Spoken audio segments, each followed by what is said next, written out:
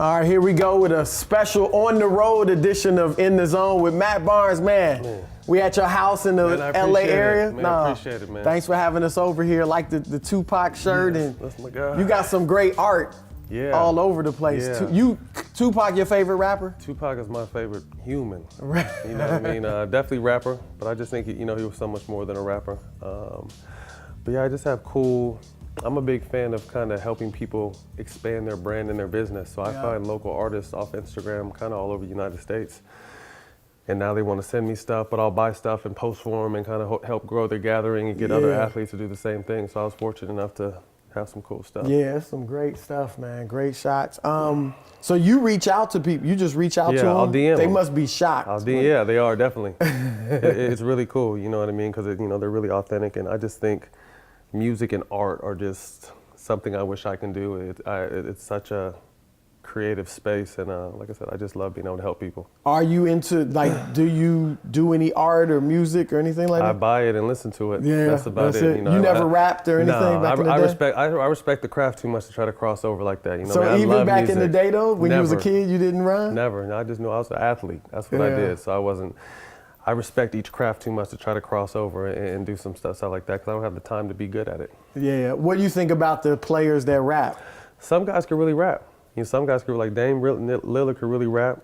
Steven Jackson could really rap. If it's something you can do it. It just wasn't really for me. Yeah. You heard Lonzo's mixtape? Yeah. I just heard snippets, but I like it. You know what I mean? He's a talented kid, man, and I really think the basketball side is starting to show, and I'm happy for him. He's playing well. Yeah. Is that? You play with a lot of great players. Having a teammate like that, I don't want to compare him to the greats that you play with. But having a guy that's straight trying to pass and get you involved, how much do guys enjoy that? It's special. It's special to be able to affect the game without necessarily scoring a bunch of points. It takes a special individual. I was blessed to play with a lot of them. Steve Nash, Chris Paul, guys that really can do either or would rather pass. You know what I mean? So someone like Lonzo is a special talent, and I think he kind of got it off to a slow start because, one, it's just a new experience. He's 19, 20.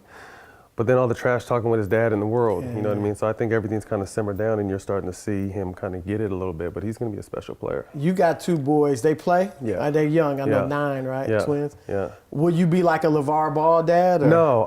Don't get me wrong. I like what LeVar is doing. He loves his boys. You know what I mean? And he realized he has something special. I don't agree with everything he does, but I'd much rather be there doing that than not be around doing nothing. Yeah. My boys, I'm different. To each their own. I just have a different way of going about it and motivating them and getting them to do stuff and teaching them about life. You know what I mean? So, but I'm definitely going to be a dad that's very hands-on.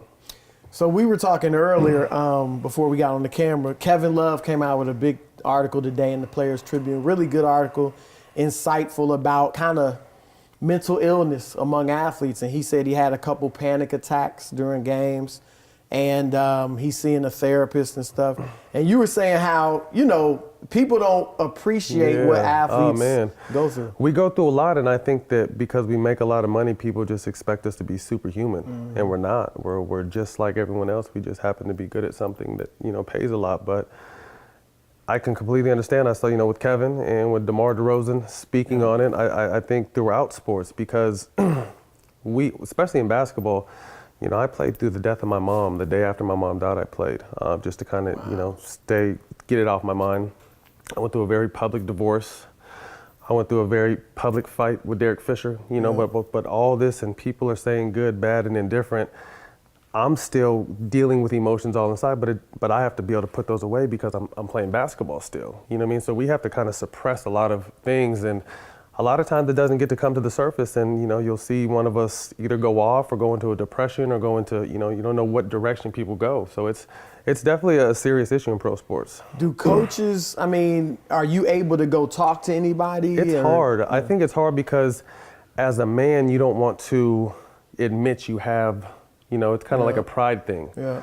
But I can't really, because I've been fortunate enough to never have it. I've had I've had anger issues up and down, but I've never had an anxiety attack or really had any type of depression. You know what I mean? I dealt with my stuff a different way, so I can't speak to their nature, but it's just tough, you know. But I definitely something that needs to be talked about and addressed, and I'm glad these guys are brave enough to do it. Yeah, it really is good.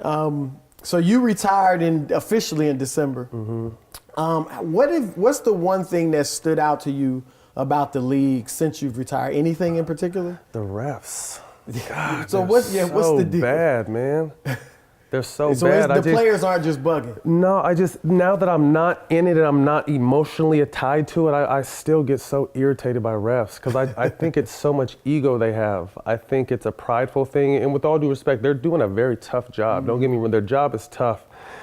But it's to the point where you can't say anything to them. You know what I mean? Especially these young refs. I mean, they're so happy. You know what I mean? And you got to think, you have kids, you know, and I have kids. I know when my kids are getting excited to watch a game or go to a game that night, they're not saying, "Daddy, I can't wait to go see these refs give players tees." Like they're going to say, "I can't wait to go get ready to see KD or Steph or LeBron." Like they want to see these players, and these refs are taking everything so personal and teeing these people out and throwing them out, messing up the whole flow of the game. It really bothers me. So that's a lot different from when you came. Right, and it bothered me. I mean, I lost a lot of money while I was playing because of it. But now that I have, you know, I'm completely disconnected, the refs are terrible. Wow. When do you think it went? You were playing, maybe you didn't notice. I think with the older generation, you know, when you started losing Joey, you know, I played 14, 15 years, you know what I mean? So I came in with the Dick Pavettas and Joey Crawfords and all these, you know, these legendary referees that, you know, we would still get into it, but we would get into it. You know, you can talk to them, you can yell at them, they would yell back at you and keep it moving. But these refs, if you look at them wrong, or if you do a gesture, it's ridiculous. Like I talk to Draymond all the time, and when he got I think his 14th the other night, where he blocked someone's shot and just, you know, got the crowd going in the game of tea. I'm like, that's bullshit. Like, what are they doing? Like, you can't. You're taking the emotion out of the game. I feel like the league has not, like you said, not as bad as the refs, but when the league, like if you dunk on somebody and you stare at them, it's crazy. It shouldn't be a tee. No, they're taking the emotion out of the game. Kind of like when football a few years ago you couldn't celebrate. Like when you're doing, like, it's emotion out. We're not robots. We're emotional humans. So we're going on a roller coaster throughout the game. So when something good happens, it's okay to celebrate. It's okay to yell in someone's face. It's okay, like how KG used to dunk and yell in everybody's face, or Shaq would. Like, that's part of it. Get him back. If there's a problem, get him back. But don't give someone a tee for being emotionally involved in the game. Now, what do you say to the fans who say, man, the players complain about every call, because nobody ever makes a foul? It's tough because they're right, because we feel like we don't foul, you know, but I mean, guys know they do foul, but it's just, and I get it because the NBA wants it to be a scoring league. You know what I mean? They want scores in the upper, you know, the 120s, because, you know, dunks and highlights drive revenue. So it's a whole money situation, but it's really taken out the purity of being able to guard someone and play basketball. So everything is a foul now. So really, like, okay, we do commit fouls sometimes, but sometimes we're really just playing good, hard defense guarding the best players in the world, and it's a little nudge or a little bump and they call everything. So it's hard because you're so competitive. Like, God, if you can't do that, how am I supposed to stop KD? How am I supposed to stop Steph if I can't do anything? You know, so. Well, since you've been retired, you still making news. You know, a lot of news. Run through a few things. You recently said, though, in an Instagram post, this is great, you want to be a billionaire by age 50. Right. So tell me about that.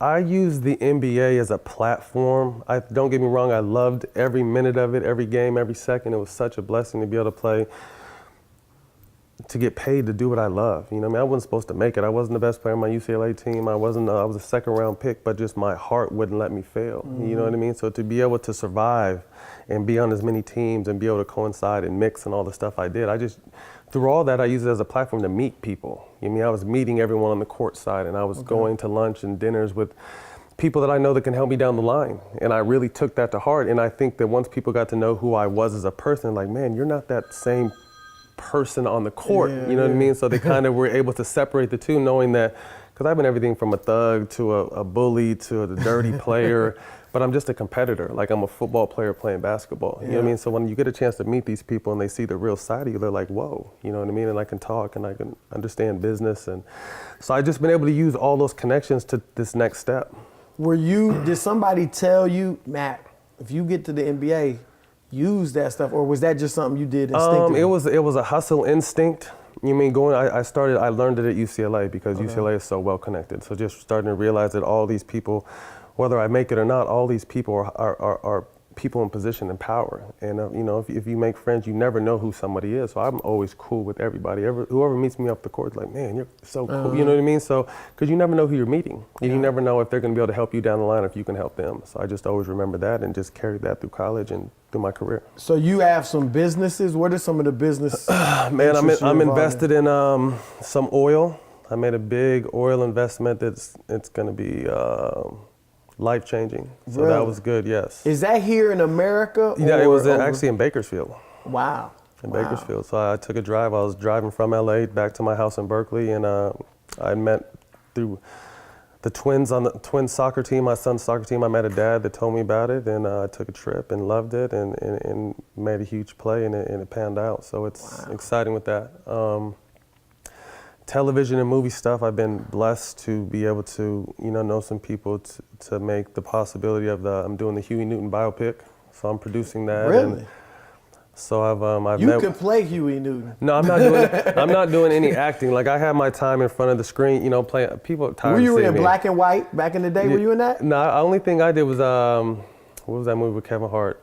Kevin Hart and where they go to Las Vegas. I can't even remember the name. Was that with Ice Cube? Think About a Man, or Think Like a Man. Think Like a Man. Think Part 2. Think Like a Man Part 2. Forgive me, man. I didn't mean to mess up. Yeah, but I'd rather be behind the camera. I want to I want to make stuff, and I'm more of the creative side of it. So, but so your biopic, you coming up with the whole. You're not just doing putting everything. Forth the money. No, I'm not putting any. No, it got funded. So we got the full funding. We got a significant amount of money to make it. We've got a script. We've attached actors and actresses to it already. We're in the process of hunting out a director. Deion Taylor is a friend of mine from Sacramento. He's a young and up and coming black director. Ryan Krugler is a friend of mine. He played college football with my brother at Sac State. So he used to hang out at my house all the time in Sacramento. So he's back out here now just off the Black Panther success, so I'm waiting in line to talk to him. And we have a few other people that we're talking to. So I'm not someone that tries to jump in this game and think I know everything because I play basketball. I'm someone that wants to learn. So I'm surrounding myself with the best possible team, with the best directors and script writers and everyone, because I've developed relationships. And to really just do this project honor. Like I said, I met with Frederica Newton, which was his wife, just in Oakland last week. I posted on Instagram, sat down and had lunch with her, and just was shocked. I told her, I've got a chance to meet Obama, Michael Jordan, Magic, and no one kind of moved me. But sitting down and talking to Huey Newton's wife, had me as a fan, wow. I kind of stumbled up. So it was really cool. That's great, man. Really cool. When do you think that might be? We're in the, like I said, we right before we sat down, I was on the phone with my partner. We have 4 LOIs in right now. So we got some letters of intent. We're meeting with our first director on Thursday night. So we're in the process. We're going to try to be up and filming by the summertime. That's great, man. That's so great. It'll be back in Oakland. We're going to make it everything as original and authentic as we can make it. And like I said, do the project honor.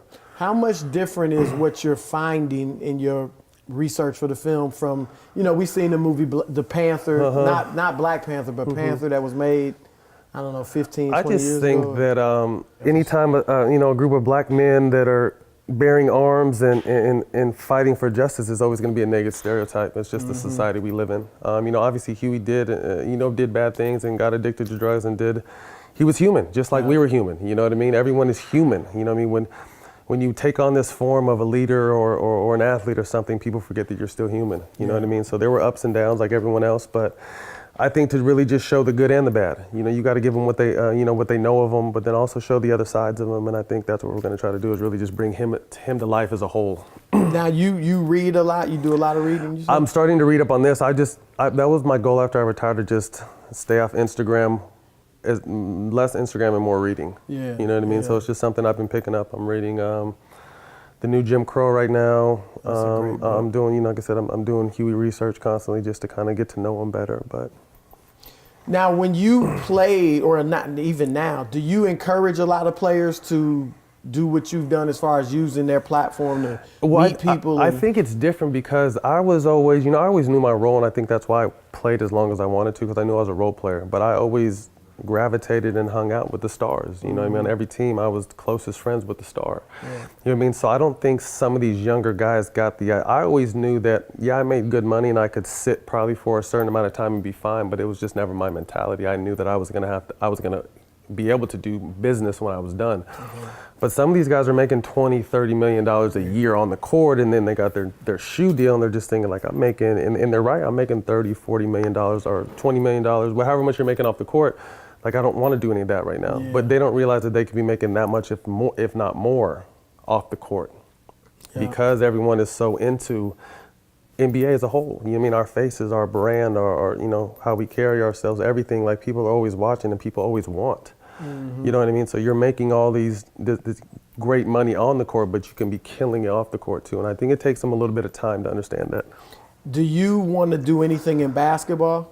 Coach, GM? No, I would like to be like a guy that can travel around and teach current players how to understand what they can do off the court outside of basketball, the business side of it, being able to brand yourself in the communities and being able to take the meetings with the CEOs of the towns you're in and the cities you're in and make them understand the power they have, because these people that we're meeting, they're fans of us. Yeah. You know what I mean? Their kids love us. So they would love to, no matter how busy they are, who it is, they're going to sit down and take a meeting with you. You know what I mean? So I would like to do something like that where I'm just kind of putting these guys up on game, because it was taught to me and now I'm able to use it, and it's amazing. I'm going to make so much more money off the court than I ever made on the court. Wow. You know what I mean? So it's just like, and I was a journeyman role player. So imagine if some of these stars really started putting that grind to how I'm doing it. It's, come on, man. LeBron seems to LeBron's do that. on it. Yeah. LeBron is, there's guys on it. Don't get me wrong. Karan Butler's on it. There's guys that are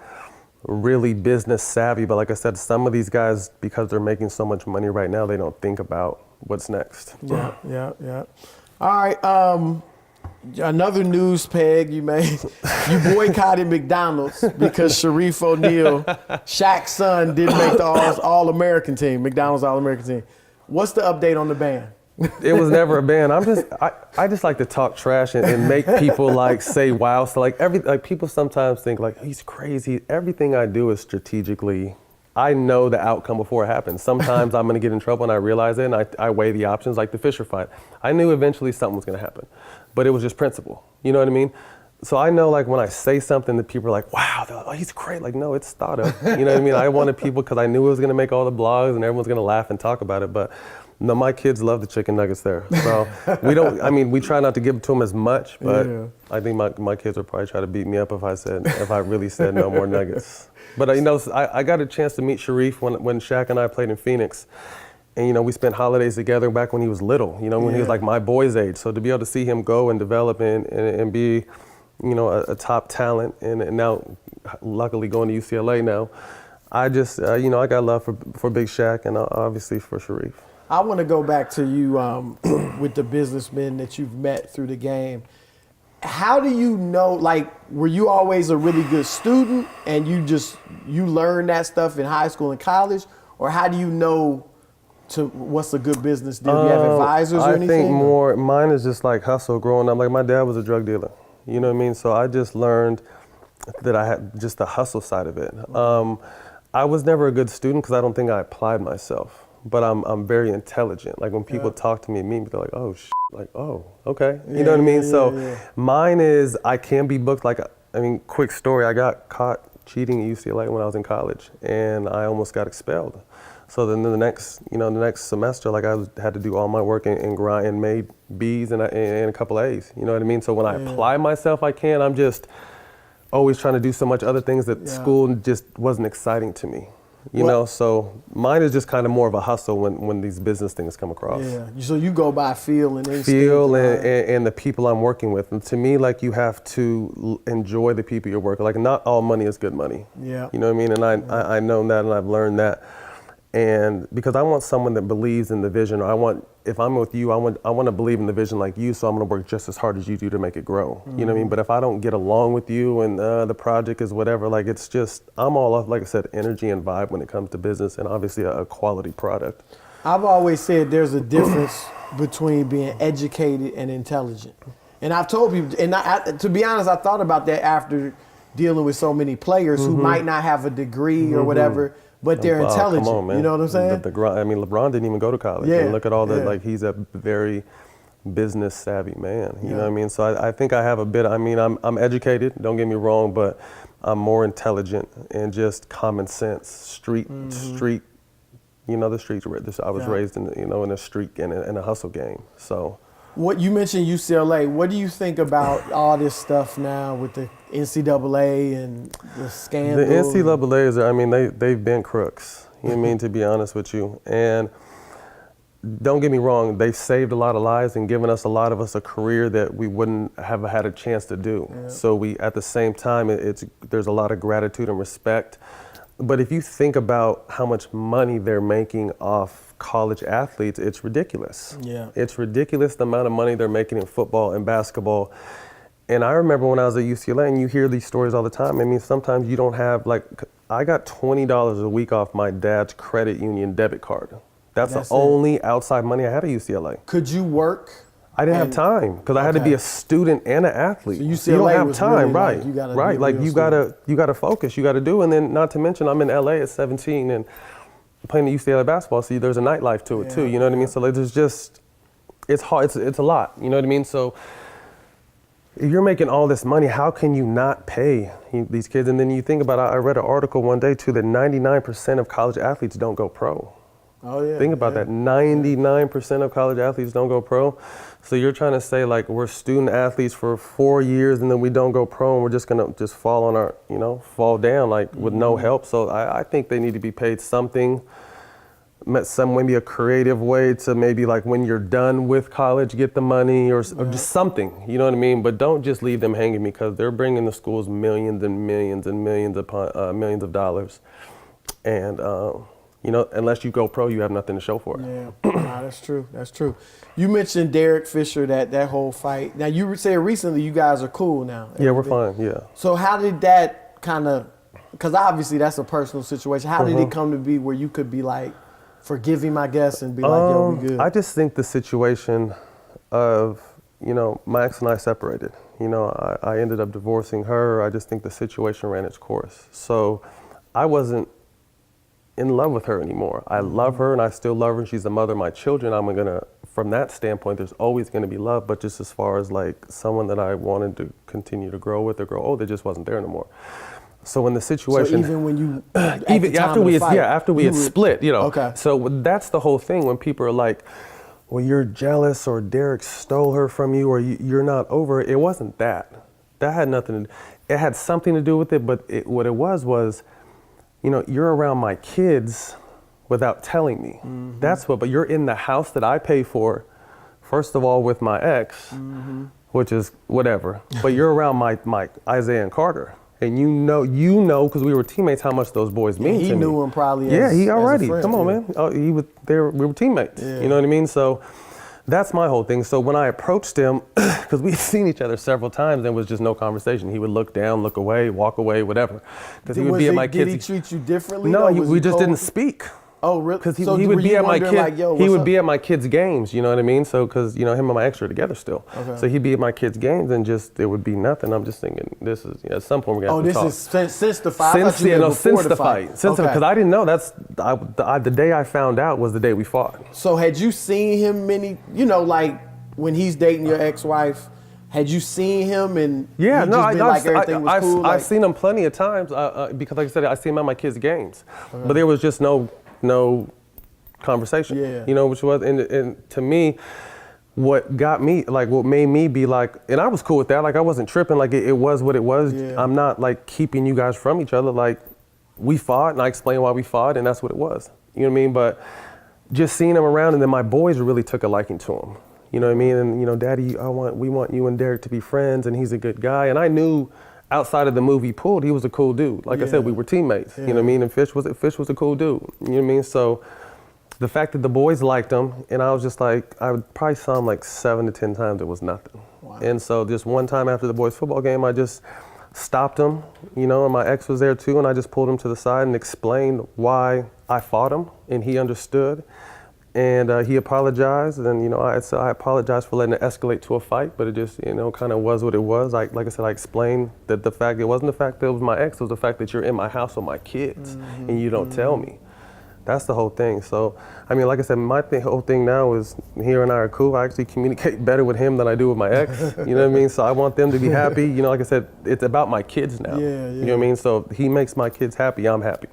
So that's really all that is. That takes a lot, man. Yeah, no, I mean, I hit him with some real stuff. Like, you're around my kids more than I am. You know what I mean? Like, that's how deep. Like, I'm a man about it. You know what I mean? Like, you're the man figure in their life more, because the mom, Gloria, has them more than I do. Yeah. So you're gonna have to teach them how to be men and how to maneuver and discipline them in the right way. Like, I gave a lot of, considering everything that went down, like I gave them a lot of respect from that standpoint. You know what I mean? Like, when I'm not around, you're the man around. I mean, that's how real I kept it with them. So, like I said, I just want to co-parent and be happy and do everything possible to make these boys have the best childhood of their lives and grow up to be productive men. How close were you and Fish? I mean, were y'all just cool teammates? We were teammates. We were cool. Boys? You know what I mean? Like, if you look back, like, he came to our events. You know what I mean? We met his wife.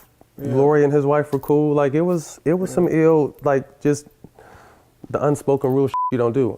Can I say that? Cool. Okay, I mean, it's just something you don't do. You know what I mean? So we had hung out. He was my OG. Really, he was an older player on my team. You know what I mean? So, and I'd always respected him before. There was always love before, because like I said, he's a stand-up dude. So when it went down, it was funny. But like I said, you can't help who you fall in love with or whatever the situation is. There's just there's a respectful way to handle it, and neither of them handled it that way. So what I did happened. Yeah, that's good, man.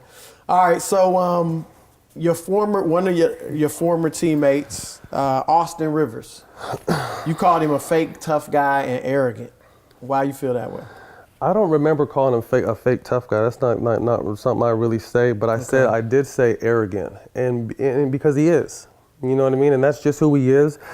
I mean, if you ask him, I was the first one to put my arm around him when he got to LA and just said, no, you need anything.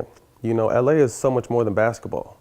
And obviously, I think Austin realized that now. I mean, you're getting hit every different direction every day, because that's what people are doing. Like, whether it's, people that don't like you, people that like you, the media loves you, hates you. It's just a lot going on. The nightlife, like, you have to really be able to focus and lock in. And that was just the one thing. I put my arm around him, like, yo, LA is crazy. If you need anything, let me know. We could talk through it, have lunch, or whatever. So I did that. But just seeing him and being around him, he's just an arrogant dude. And he rubs some people the wrong way. Like, I didn't trip because he was my teammate. So, like, if he got into it, I got into it. I still had his back to the fullest, just like I had everyone else's back. But just after not being on his team, and then seeing kind of the same way he carries himself and talking trash to players while he's hurt, like, I just know, you know what I mean? I already know what that's about. So I see why them dudes were mad. Like, I get it. It doesn't make him a bad, it's just who he is. Like I said, we were cool with teammates. I mean, you could ask him, and I ain't got nothing bad to say about him from that standpoint, but it's just, he carries himself with the arrogance that a lot of people don't like. Now, you were on the Clippers team when y'all beat Golden State. And then the next year, in the playoffs, the next year they just go to a whole nother level.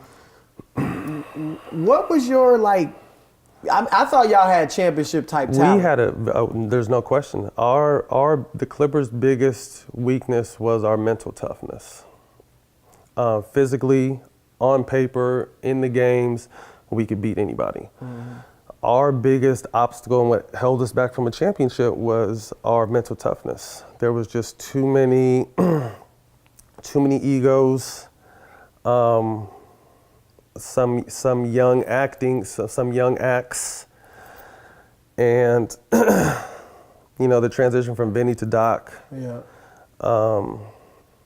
was just things that didn't get ironed out. But if they were ironed out, there was no question that we were one of the most talented teams in the league during that time. I remember when Vinny was the coach, everybody was killing Vinny. Like, he needs to go and all that. And I thought when Doc came, that y'all, I thought he was going to take y'all to the next level. I mean, I predicted y'all go to the finals that first year with Doc. And now I've wondered if Vinny had stayed coach, what would have happened? What do you think? Could y'all have maybe gone further? Two different coaching styles. I liked Vinny. Vinny was kind of an old throwback coach from the standpoint of if he trusts you, he's gonna let you go out there and rock. And he trusted me. I got his trust the first year, even though I didn't start. I was playing a lot of minutes in closing games. And then Doc came in, and Doc definitely installed more toughness in us, more of a defensive mindset. Doc wasn't putting up with the young acting bullshit that we had, which I liked. But like I said, I just think there was just too much, how do I word this? Because I mean, all these guys are still my friends. I'm just always going to keep it real. There was just too much, there was too much headbutting. You know, there's reports. There was Chris and Blake. There was too much headbutt. But like I said, even when they say Chris and Blake or DJ and Chris and Blake or whoever they say, like, we're still like brothers though. You know what I mean? Like, it's like when you're gonna cuss your brother out, but still you love him and you're gonna hug him when you're done. Were guys cool off the court? Guys were cool off the court. Okay. You know what I mean? But just like I said, it was just when you're in that competitive nature, you know, some guys just aren't receptive to certain things, or they take it the wrong way and it becomes a rift. You know what I mean? And there was just too much of that. You know what I mean? So that was definitely what held us back from at least competing for a championship, because we were one of the most talented teams out there. When you saw Golden State go so far, would you think it must have really ate you up? Man, we just beat them the year before, you know what I mean? Then we were supposed to play them, were we up 3-1 on Houston that year? And basically got swept after, you know, going into the fourth quarter up 17. Yep. I mean, I think that was the beginning of the end for that Clipper team, that run, because the year before we tricked it off, I want to say against OKC, when we should have made a run. And we just couldn't get over that second round hump. You know what I mean? It was crazy. Like, we were 3-1 manhandling Houston in that series. You know, manhandling Houston. And knowing that we're about to play the Warriors in the Western Conference Finals. And then all of a sudden, James Harden sits down and their reserves destroy us. And destroyed us the rest of the Game 7 in Houston. They might have like beat us by 70 or something. Like, we didn't even have a chance. You know what I mean? Like, I could, that was one of the real times in my career I really felt like, because you know me, I'm balls to the wall every game. If we don't win, we can fight like something, like we're gonna win, you know what I mean? So, but that was really one time in my career where I felt that momentum shift, like, damn, like they got the mojo and we couldn't get it back. Wow. Couldn't get it back. Wow. Yeah, that was. So it was hard. I had some tough times in losing in the playoffs with the Clippers because we were so talented.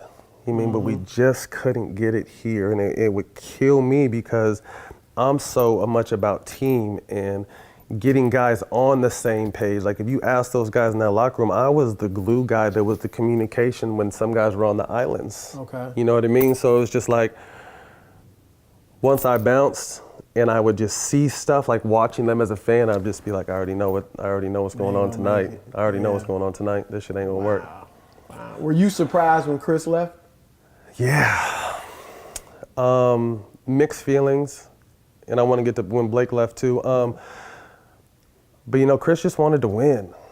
You know what I mean? And Chris is, I think, sometimes received the wrong way. But as just someone that you want to go out and compete with in the foxhole with, you want CP on your team. So to see him go was tough. But at the same time now, when I talk to him, and I just saw his family a couple of weeks ago, like, he looks so happy out there. Yeah, and as a friend of his, I'm happy for him.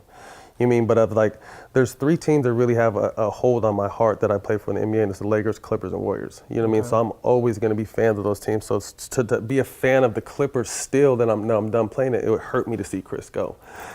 But I think to even touch back to your point earlier, you know, playing with the passing point guard, I think DJ realized how important Chris was. Yeah. You know what I mean? The Clippers as a whole realized how important Chris was. You know what I mean? Because if he wasn't, Chris is someone that can take over the fourth quarter by himself and score 20, or he can make sure that we have a 40-point quarter as a team. Like, Chris could do either or, and they don't have that no more. Yeah. You know, DeAndre's not getting those easy lobs that he took for granted, but Chris would throw that shit like this, you know what I mean? But because Chris is a Hall of Fame, once in a lifetime type point guard.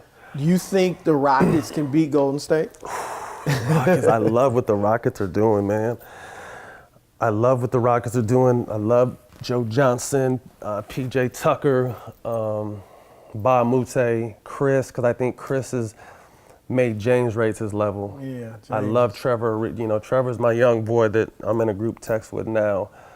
Eric Gordon is a monster. Clint Capella is understanding why DJ loved Chris on the offensive end so much, because Clint Capella is leading the league in field goal percentage now, and about to get a lot of money because the way James and Chris pass the ball. You know what I mean? So I love Houston, but what to me still gives the Warriors the edge is their chemistry. Okay. Their chemistry is second to none. So you can build an amazing team on paper, and the Rockets, I think, have found their stride. They're going to continue to get better. I hope they stay healthy, because I would love to see that Western Conference Finals. But the Warriors are just different, man. And you're around that team and you've been to practice, and it's just somewhere like you can't wait to go to practice. Like, you enjoy hanging out and talking with your teammates on and off the court. Just the energy is amazing over there. You know what I mean? We played music when we warmed up, and you know, you're getting warm, but you're messing around a little bit, and just it's more like it's a fun experience. You know, it takes kind of the job side of it away. You know what I mean? It kind of makes you like to the pure side, like just basketball. Like, I'm out here with my homeboys, like about to hoop. You know what I mean? And that's what the Warriors organization gives you. So I love Houston. I mean, say you can never count San Antonio out. OKC, if they get hot, can do anything. But to me, I'm still picking the Warriors. So the Warriors, the atmosphere you were just describing, you never felt that anywhere else? I felt it the first time around in Golden State, but we weren't ready for it. Okay. We didn't know what it was. Management wasn't ready for it. Like, we had a bond on a different type of level that this team has, but it was crazy, but it was a bond, you know what I mean? But I felt, maybe it's the city, you know what I mean? Maybe it's the city that gets behind you, because the city is so proud of you, and you always want to put on for the city. But those two Warrior teams were the two closest teams I've ever had, where there was no ego from any of the stars, and everybody just wanted to win.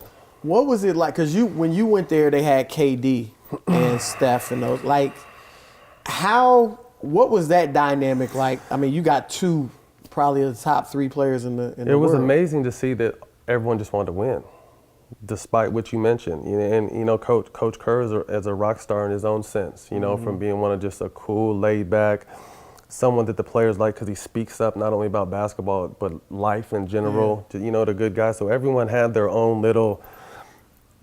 They didn't travel in entourage, but they all had their big own fan bases, you know what I mean? So to bring all those guys under one roof and be able to get them to just want to play basketball for one another and love each other and know that the common goal is that we all do our jobs, we're going to win a championship, is amazing. You know, you got KD, who's the MVP, you got Steph, who's the MVP, you got Clay, who's going to go down as one of the greatest shooters ever. You got Draymond, who is an underdog, but to me, if you lose him, there's no Warriors, you know what I mean? So you got so many different amazing aspects to that team, and they can come together like this for the common goal.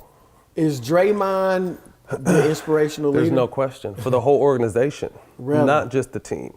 He holds everybody accountable. Like, he talks to the owner. He'll say something to the coaches, to the management. He'll get in Steph's ass, he'll get in KD's ass, and that's what you need. You need someone that, because in this game, there's so many people that are, you know, yes men to you and this and that's not how we're men, this is not how you're going to make it work. You know what I mean? You need real in your life. And Draymond gives them all real. And he also gives us just a sense of I got your back type situation. That's why he and I bonded so well, and we still talk, you know, weekly almost. It's just like the way we have our teammates back and the confidence they have when we're out there on the court with us is just like, it's, you know, you can do your job because anything else I got. And Draymond, you know, Steph, do your job, KD, do your job, because anything else I got. You know what I mean? So when we see him on TV yelling at teammates or whatever, and the media responds like, "Oh, they're gonna get tired of that." No, they don't know. It's not. No, anything. Draymond is probably one of the most loved person in that locker room.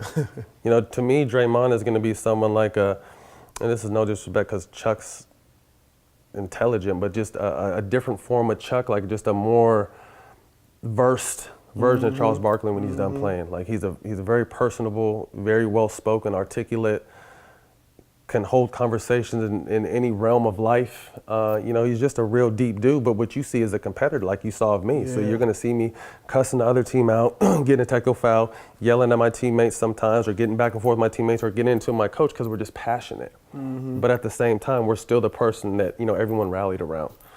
Now, you had a rep. You mentioned it earlier. Thug, tough guy, bully. You had that reputation as one of the tougher guys in the league. How do you think that came about? It's funny because I think because people think because the way I look, because I've been called a pretty boy, you know what I mean? But people don't know the way I grew up, you know what I mean? Like I said, my dad was a drug dealer, so I've seen my dad do some crazy stuff, you know what I mean? And my dad always fought. And the one thing he taught me at an early age was protect your family at all costs. So if my brother or sister got in a fight, I fought no matter what. And if I didn't, I was gonna get my ass whooped when I went home. So I just grew up fighting, always. You know what I mean? You got in a lot of fights. Lots of fights. And then when I first started going to school, so we lived in a bad neighborhood, but my parents always put me in white schools, and I didn't like it I'm Italian and black. Okay. But I consider myself a black man because of the way I've been treated and the path I've taken with the racism I faced. But my parents would put me in white schools, and I didn't like it because my friends were Mexican and black, and I didn't really know how to, verse with white kids early on. Like third grade, I can remember when I first got to Sacramento, and it was just, I wasn't white enough and I wasn't black enough, so I was just always fighting. And how I really started getting accepted was because I was the best at all the sports. Mm-hmm. You know what I mean? Mm-hmm. So I was always the best at everything. So that's when people kind of gave me a chance to even be accepting of me. And then once they got a chance to know me, I still have friends from third grade. Okay. You know what I mean? Okay. So it's just, once they gave me a chance. So I've just always grew up rough, and then I just happen to look like this. You know what I mean? So people, oh, he's fake, or he's this, he's that, and but the people that grew up me and know me, just like, no, Matt is the one that will fight in a heartbeat. And it's not something I'm proud of. I'm not the toughest guy by any means, but it's just the way I was raised, and my whole I'm big on respect. Like, respect me, and I'm gonna respect you. You know what I mean? And like I said, I'm not the toughest guy, but we're all men at the end of the day. So even if I'm gonna take an L, you're not gonna disrespect, because we'll probably go. Yeah, you know what I mean? So it's just the way I grew up. I'm working on it. I hope that the Fisher fight is my last fight, but you never know in life. How many fights were you in the NBA? Like real fights? None, because no one really wanted to fight. No. Okay. No, and you got to think all the altercations. Because they knew you were tough, but I don't know. But all the altercations I always got in was coming to someone's defense. You know what I mean? No one ever really just came at me on no bully stuff. Yeah. You know what I mean? And I never came on no bully or thug type stuff. I was just competitive. So if you got mad, it's just because I'm in your ass guarding you, and I'm not giving you nothing easy, and I'm gonna foul you hard if you beat me. That's what I was on. I wasn't on I'm gonna try to fight. I was never on that. But if the basketball stuff wasn't, if it went there, I would be ready to go there. How common are fights in the NBA, like in practice and stuff? Not really that much. There are people who will fight, obviously, but at the end of the day, especially in practice, that's your teammate, that's your brother. You know what I mean? So it does go there sometimes. There are fights in practice, you know what I mean? It happens. But at the end of the day, it's so expensive now. It's expensive to fight, man. That first punch can cost you, for me, that first punch, if I ever threw a first punch, the NBA probably would have had me arrested on the low. But there's no telling what the fine would have been, you know what I mean? But back in the day, it was just different. It was almost like, not hockey, but to an extent where, in the 80s, they would throw hands or elbows, and it would just be a technical foul. You know what I mean? And they would be able to come back in the game. Yeah. But like I said, everything evolves and grows, and it wasn't good for the brand or the image, so I get it. But it's whatever. Another news item. Now this one, I'd be interested to see if this is still applicable. This is from 2016, when you obviously were still playing, and I read something you said you don't like Colin Kaepernick. Now, is that true? Is that still true? What's the root of that? We just went through some personal stuff, I guess. So you knew him? We've never, we knew each other in passing, but just some crazy stuff that went down. And I didn't like the way he handled himself with the situation as a man. Okay. So I just let him know that, I was, at the time, I was on some other thinking. Yeah. But now that time has passed, I'm a fan of him. So that was before the whole protest he led? Yeah. Okay. Mm-hmm. I'm a fan of just him as a man now. Like I said, the move that was pulled back then was on some other stuff, but now I think the movement he caused and the courage he had and the inner strength and peace, I guess, he had with what he did is amazing. Mm-hmm. And he's gonna go down as a legend now. Yeah. You know what I mean? Which is dope. And he really sparked a movement and a conversation that was a sticky conversation for so long, and it's still sticky. You know what I mean? But he, you know, in order for things to change, you have to make people uncomfortable, and that's what he did. And I think I speak for everyone when I thank him for that. Have you reached out to him? Or I would like to. Like I said, the last. I think the last he knew that if I saw him, you know, it was gonna, you know, we were gonna have a, you know. But like I said, I'm off that now. Like I would love to sit down and talk to him because I'm on the same type thing, you know, with this whole social injustices. And you know, if you follow me on Instagram or follow me as a person, you just know I'm always speaking up on everything. And I mean, I was doing that before he did his stance. But like I said, I respect the stance he's taken for all of us. And you know, I would love to sit down and have a conversation with dude and you know, do something foundation wise or for the city or do something together, because I think we're always stronger together, you know, than we are separate. Is there anything more? You see a lot of athletes speaking out now. Is there anything more you think should be done by athletes? It's tough because the big guys, you know, have to worry about their image and their brand. And someone like me could sit back and talk shit all day. And it's just, you know, like I said, because I mean, I know who I was. I mean, I have a following, but I'm not, by no means, I'm no LeBron, I'm no Steph. You know what I mean? So someone could sit someone like me could sit back and talk all day, but when LeBron steps up and does it, that's big. You know what I mean? When Steph takes a stand and has Trump coming at him, that's big. And when other athletes take stands, when Kaepernick takes stand, it's, you know, it's groundbreaking, and it needs to happen because together we are pop culture as a whole. Whatever athletes in general, with basketball to the forefront because of our faces and how we're everywhere. Like, we lead culture in fashion, in luxury, in business, and you know, anything we do. You know what I mean? When you start adding the Jay-Z's and the Puffs, like, we are pop culture. You know what I mean? So whatever we do makes waves. So when we start coming together, it's big. Now, you mentioned Steph. What's he like? I don't know if people. Steph is a cool dude. You know, I think Steph gets a misconception of who Steph is. As a person, kind of like how Blake Griffin did. Like, you saw Blake Griffin, he was kind of like whatever on these commercials, and people would always ask, like, what's Blake like? And Blake is cool as shit. Like, Blake is just like talks trash and has a good time, and you could have fun with Blake. And Steph is the same way. Steph is like a serious practical joker. Like him and Ian Clark last year, all like, when I think back about that season, I just remember him and Ian just laughing the whole season. You know what I mean? Like, as amazing as he is, he just doesn't, you know what I mean? He still enjoys life.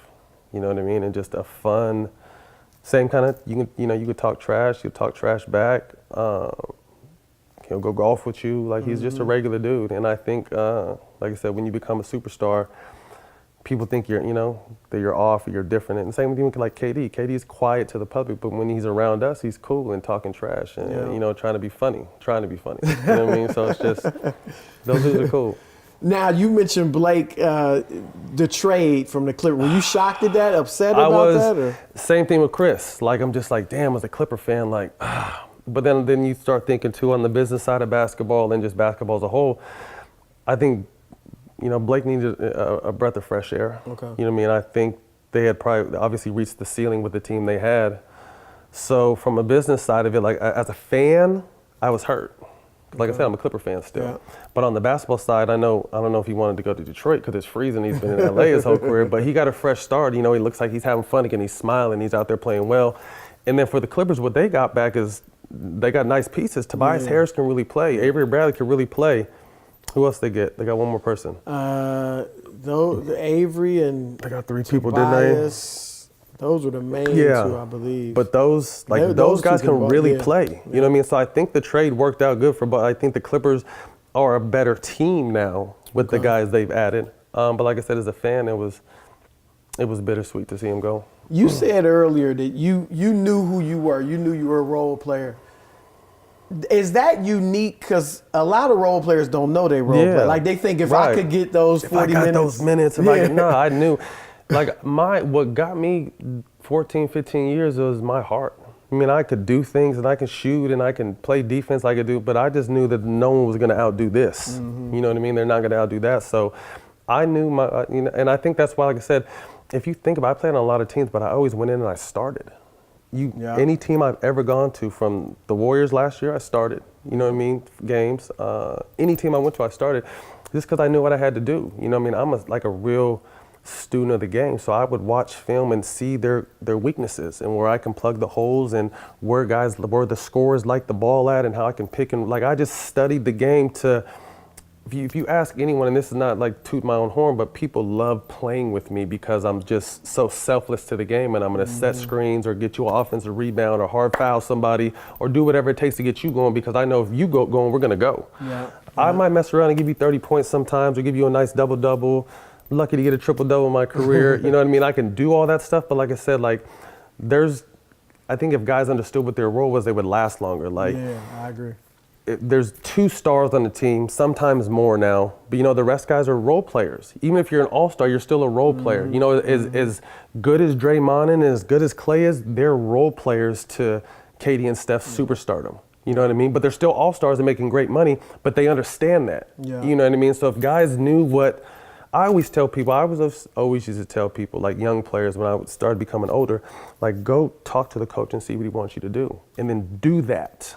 He's telling you how the hell you gonna get on the court. You know what I mean? So it was just, that's what I was always about. I always knew what my job was and what was needed. So that's why anywhere I went, I always played and I was a contributor because I knew my role. Being here in LA, everybody's talking about Clay coming to the Lakers. Can you see that? I mean, he seems content. I can see it. I don't want to see it.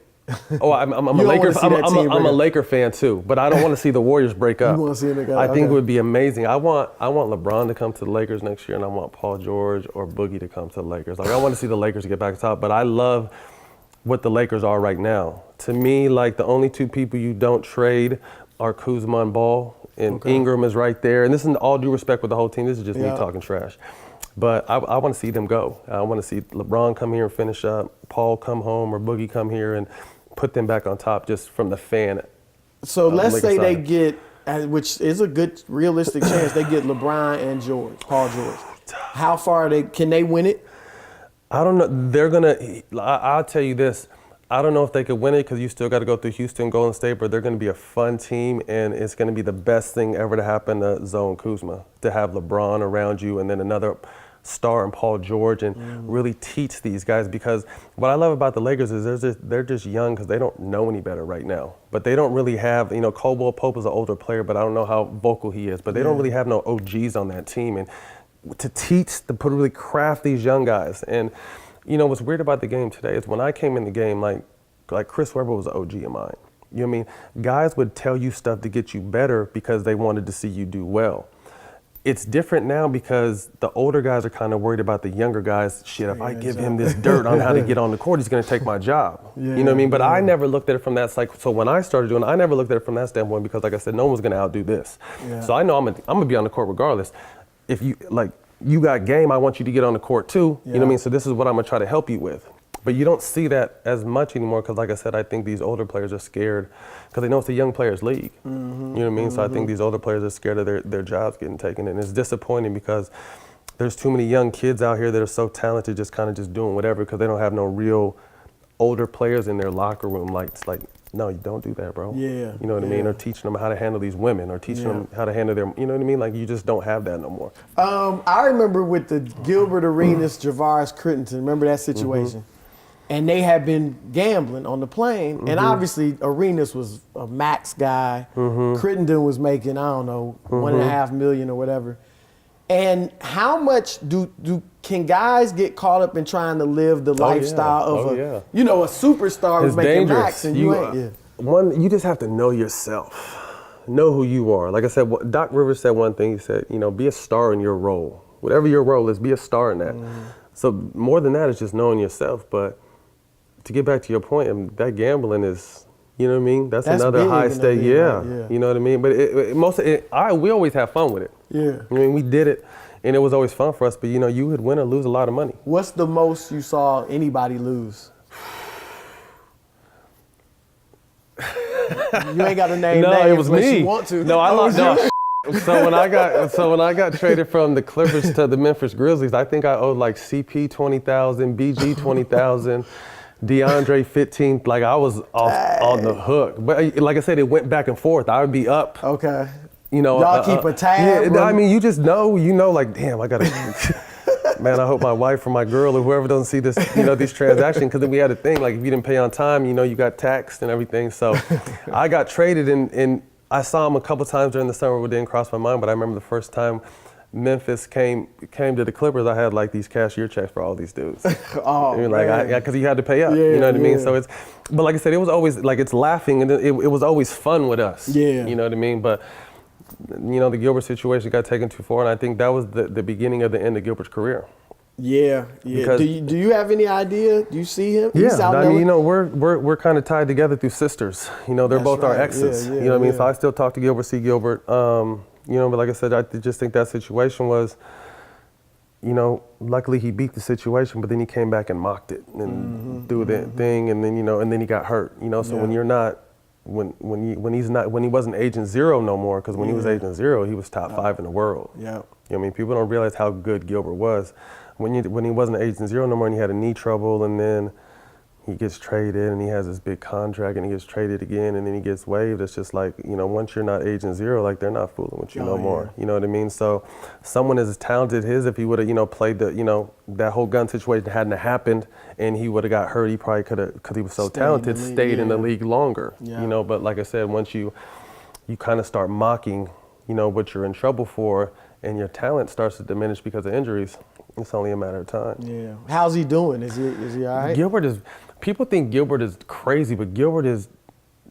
I think not. I'm not to the extreme. We're different extremes, I think, but he's still very calculated at the same time. Okay. Very intelligent, very good with his money, very business savvy. Gilbert has a lot of people fooled, but I think he wants them fooled because Gilbert is very intelligent. Yeah. So Gilbert's fine, money wise. What was it like playing with Kobe? Amazing. Really cool, man, especially because the way it came about. It started back, at UCLA when he would come and work out and play, and always just thinking, I remember UCLA, I was thinking like, damn, he's only a year and a half older than me. Like, I'm gonna have to be able to guard, I'm gonna have to be able to handle that. When I'm at UCLA, I'm thinking that when I'm seeing, I remember the one year he broke his right hand. So he was up at UCLA doing all left-handed workouts, and that's the year he came back shooting left-handed all the time. Yeah. He was doing this whole workout left-handed. I'm like, this dude's a monster. You know what I mean? So I would always man, I got to be ready for him. So he was someone my whole career that I locked in on and always wanted to battle with. Every time we went, whether I was playing a lot or got on for a couple minutes, we battled. You know what I mean? So it was always, I think there was a mutual respect there. Then fast forward to Orlando, 2010, and people still talk about this in 2018. But, the ball fake thing. Yeah. And that was a crazy game, because that was a really good game. Like, that was towards the end of the season. We were going back and forth, but he was just on his Kobe like elbowing me and grabbing me and doing dirty things, and like the refs weren't calling, and it was pissing me off. So I was to the point where like, okay, we're about to fight. You know what I mean? It's just what it was. So when I took the ball out, if you watch me, it wasn't premeditated or nothing. I literally I don't even know where it came from. I just really ball faked, but if you watch me, I'm looking at Vince come off this pick because I'm trying to hit Vince for a back door on our inbounds play. But for some reason, I guess my arms had a thing of their own and just like faked it. You know what I mean? So once everything happened and I saw the film and saw that it came like within eyelashes of him and he didn't flinch, I'm like, that's a cold boy right there, boy. You know what I mean? But then, then my situation in Orlando fell through. And, he was someone that called me up like a couple days in free agency, and asked me if I wanted to be a Laker. And Lakers were my favorite team growing up. Yeah. I'm just like, damn, this is Kobe asking me if I want to be his teammate. Like, hell yeah. Like, I was the biggest Magic Johnson fan, and I remember Kobe saying, anyone crazy enough to with me is crazy enough to play with me. You know what I mean? So that's how that started. And then I remember just one quick story about when we first went to Spain, because we were going back for PAL. We were playing over there. Everyone was taking their family. He was over there with his headphones on and we had our cubby holes because we were flying overseas. And I thought he was rapping. I didn't know, because, he had that rap album. But he was over there just jamming, so I thought he was rapping, and then I saw him doing stuff, so I was going to go, because I couldn't sleep, so I went over to see what he was doing. And he had a bunch of different courts drawn on this piece of paper. And he told me, I'm looking for where you guys are going to be open out of the offense. So he says, I never look at the guy guarding me. I'm always looking at the help and the half man that have their eyes on me. Wow. I'm like, what the f? So he had 20 or 30 little courts with diagrams drawn up like where he can pass us the ball at. Wow. And that blew me away, man. I just knew that he was just on a different level. You know what I mean? And then, going out to Orange County and working out with him sometime in the summertime, his early morning, track sessions, weight sessions, like he was completely dialed into basketball. You know what I mean? And I think that's what made him so great. So because his work ethic, his competitiveness is like legendary. It's legit. It is not a myth. No, I went to his camp one time in Santa Barbara, and me and him played these kids 2-on-2, and he was like Kobe Game 7 against these 12-year-olds, like blocking shots, dunking on. I was like, yo, chill, bro. Like, what? No, he was like, nah, like nothing easy. And like, I was thinking, like, these are young kids. Yeah, and he was going, like I said, he was Kobe Game 7 out there, shot faking them and dunking. I was just like, I just kind of sat back and just gave him the ball. I mean, like in the real game, I just gave him the ball every time and kind of watched him go to work. But it was just like, that's where his mind was always at. Like when he was between those lines, I don't give a who I'm playing. Like it's on, and I love that about him. I remember he had that commercial early in his career where he was some little boy who was maybe 8 years old that he was playing against, and he was blocking his shot and all that stuff. That's real. That's real. Nothing fake about that. All right. Let me ask you this: what was it like to play for Phil Jackson? Amazing, an amazing experience playing for Phil. It was just, he was someone that really put the ultimate trust on you. Like if you went out, if you watch Phil, he's never really yelling. He's always sitting. Like Phil gave you the confidence first as a player, but then the structure to go out there and be men. He didn't feel like he needed to control the game. A lot of coaches need to call plays every time up the floor or this. Like Phil knew what, in the triangle, what you were going to get, where you were going to get it, and allow you to play. Phil wasn't someone that called a bunch of timeouts. Like if the other team was making a run, he wouldn't want to call a timeout and let the place go crazy. Phil would let us mentally work through it.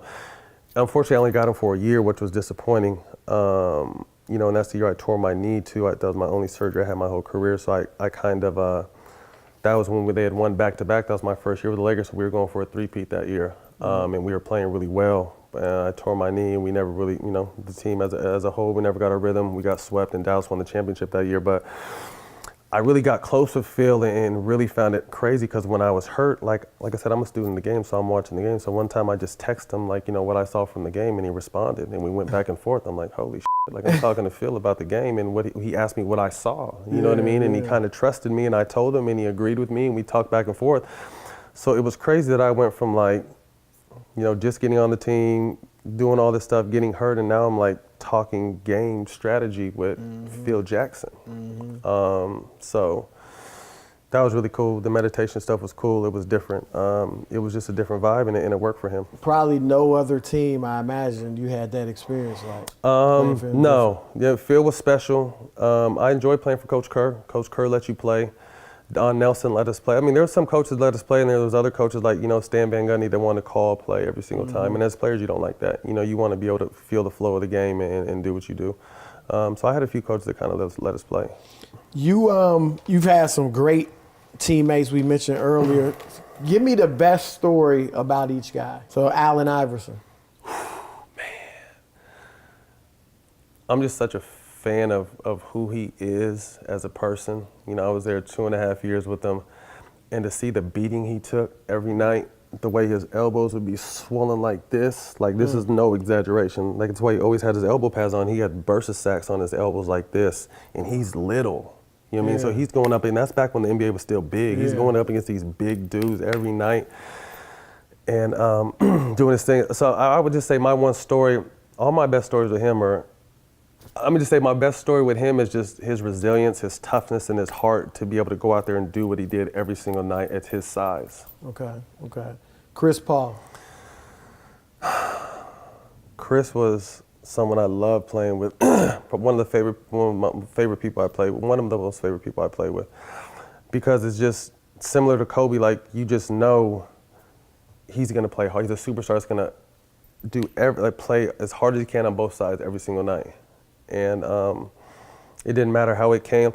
I think a lot of things with Chris is the way he comes at you, and I think that kind of disturbs some guys. But with me, like, it was, if he had to cuss at me, it was good. If I had to cuss back at him, it was good. Or if he could say, "Come on, Matty." That's once we got our chemistry down, all he ever had to say is, "Come on, Matty," and we were on. You know what I mean? So Chris is someone I love playing with. I think the Clippers understand how important he was now that he's not there, and I love that he's doing well with Houston. Steve Nash. Steve was a really cool dude too. A quiet dude, a very intelligent guy, a thinker. You know, I think obviously he had to realize that he was a 6'2" white guy, or how tall is he, 6'4", or whatever he was. You know what I mean? I don't even know if he was 6'2", maybe 6'1". You know, whatever. but a little white guy, Yeah. and he made the absolute most of his body. 2-time MVP. You know, arguably one of the greatest shooters, passers ever. A huge fan of what he accomplished. Shaq. Man, the biggest kid, the biggest embodied kid I've ever played with. But amazing dude, man. One of the biggest hearts, one of the most kindest dudes. Probably the most dominant player ever in the game, physically dominant player ever in the game. I think Wilt Chamberlain was amazing, but he played with the guys a lot smaller than him. Shaq was, to me, the most physically dominating player ever. But what I remember about Shaq, we played with each other in Phoenix, so what I remember about Shaq was more just, it was towards the end of his career, but he was just always laughing and having a good time. Like, Shaq loves life, and I love that about Shaq. How do you, because you were in the league in 04, I think, was your first year? 03, 04. So the league's changed a lot. Do you think the teams are better now with this whole three-point thing, or the bigger teams back then? It's a different game. It's a faster pace. You know what I mean? Like, the big teams couldn't play this game no more, but the small teams couldn't play that game no more. But like I said earlier in our conversation, the goal is to get these 120-point games. You know what I mean? So Steph Curry has changed the face of basketball forever. The stretch four has changed the face of basketball forever. Like, I kind of feel like the center's going to be obsolete unless you're like the boy in New York, or Embiid is special. Yeah. You know what I mean? But I think there's going to be more Porzingises, you know what I mean, than Embiid is a rare talent. I hope he stays healthy. He's almost a throwback to some degree. Right. Yeah. But then he can still shoot and handle the ball. Yeah. He can shoot threes. Like, his coach wants him to shoot 6 to 8 threes. You know what I mean? So it's a different time and a different game. So, and when I talk to older players and fans, we don't like this, or they couldn't. The scoring is different because it's just a different time. Like, if you don't adjust, I'm glad I played when I did. You know what I mean? Because you still at the beginning with some physicality, and it was still, you could do some physical stuff. But now it's just so, 3-point happy and rip and run, and you can't guard no one, that I would have just lost my mind or lost my money too. Well, look, man, you've been great. Before we got you, anything else you want to get off your chest? No, man, just watch. I got a lot of cool TV stuff. I'm doing another. We got the Suge Nightlife rights, so I'm doing a death row story with one of the producers of Power. Wow. So you're doing a lot with the producer. Yeah, I'm doing a lot of. So is that going to be a movie, a documentary? It's going to be a series. Series. A friend of mine, my best friend Polly, she helped me get everything because it's Suge Knight's niece to get all the legal stuff side handled. But I always saw it like, I'm a huge Pac fan, as you can see, and you look at my house.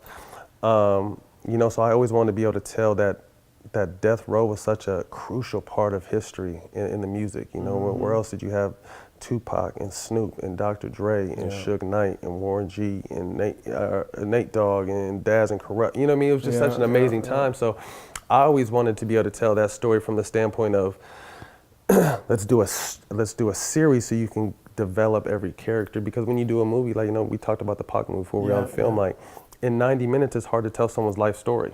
Straight Outta Compton was a good movie, but how do you tell 15 years of content, 20 years of content in 90 minutes? Yeah. So I was a huge fan of Norcos, and I was just like, I love the way that even though Pablo was a dirty dog, they humanized him, and you still cheered for Pablo at some points. You felt bad for him at some points. You know what I mean? So that's what I really wanted to be able to do with this Death Row thing, is really develop every character and tell the true story, because there's so many myths. And you think about it, I mean, Death Row was you know, a 2-year, like a real 2-year power run, you know, in the midst of the 90s where, you know, they were a $500 million industry in 2 years, you know what I mean? So who would have known if, you know, Pac stayed alive and the business stayed, how big they could have been the biggest record label ever, you know what I mean? Yeah. So, and being a West Coast dude, that's what I grew up on, so it was just a passion of mine to be able to have the honor to work on that project and get the best people, like I said, around me again and do all these people honor.